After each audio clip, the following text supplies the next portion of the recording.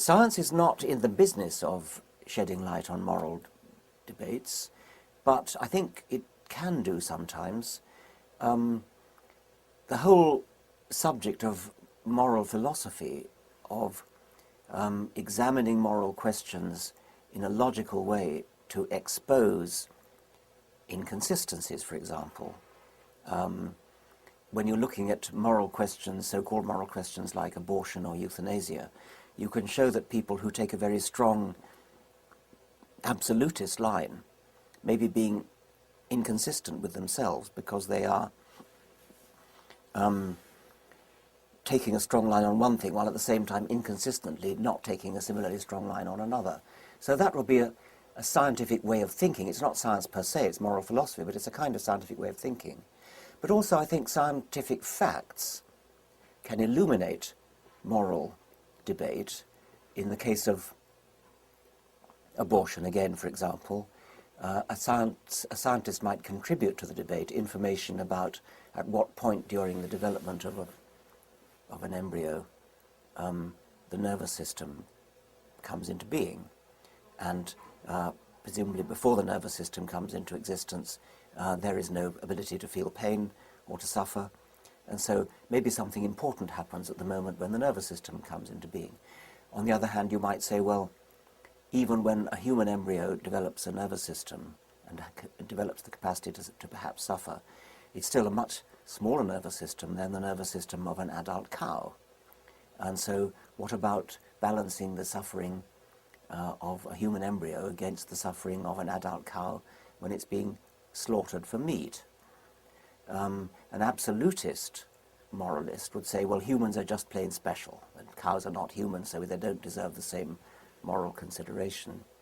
But a scientist might come along and say, well, what do you mean by that? I mean, we are, after all evolved, we're all cousins. At what point in the evolution of, since we know evolution is a fact, at what point in the evolution of humans would you suddenly draw the line and say, right, from now on they're all human, and before that they're not?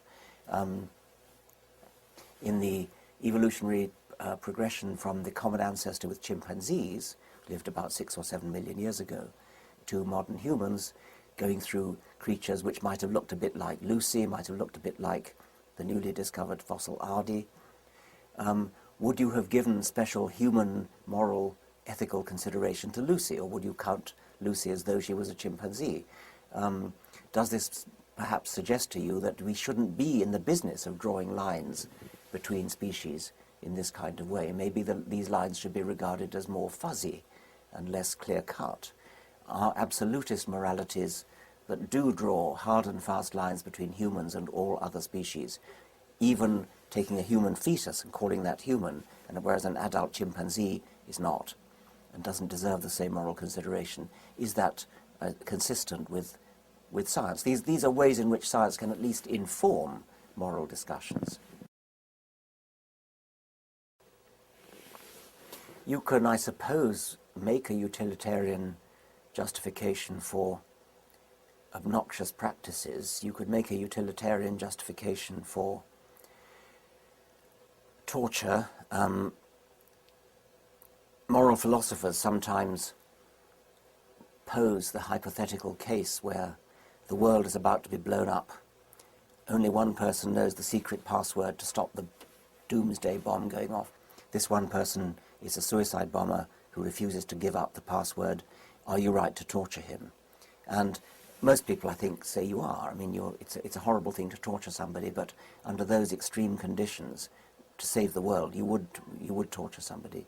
So, and that would be a utilitarian justification for an otherwise obnoxious practice such as torture.